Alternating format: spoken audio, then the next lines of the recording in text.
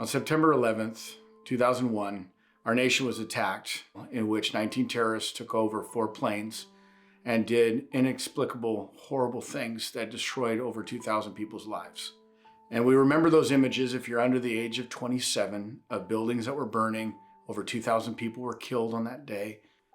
And what I saw happen is that the church arose and people began to cry out to God and to pray. Christian Life Fellowship, which is today Grace Harbor Foursquare, sent a team to Ground Zero. And they served and they ministered there to the people that were suffering in New York City.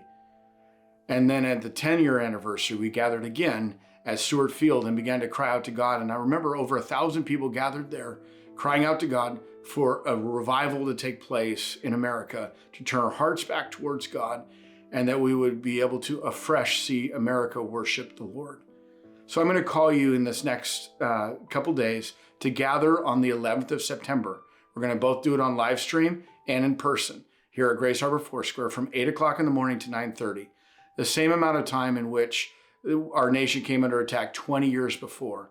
And we started hearing about it on the West Coast. So that time we will gather together and we will cry out to the God for the Afghan people. We will cry out to God for all of those that have served our country valiantly over the last 20 years, both in Iraq and Afghanistan, that are suffering right now. And we're going to cry out for a new move of God's Spirit throughout not just the harbor, but for the nation. And I'm reminded of the words of Hans Schell. He was a pastor in the Confessing Church under Adolf Hitler. And he said that he was a Christian placed in Germany, making him responsible for Germany.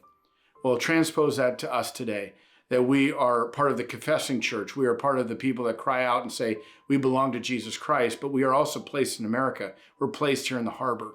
And so would we also be responsible for the harbor?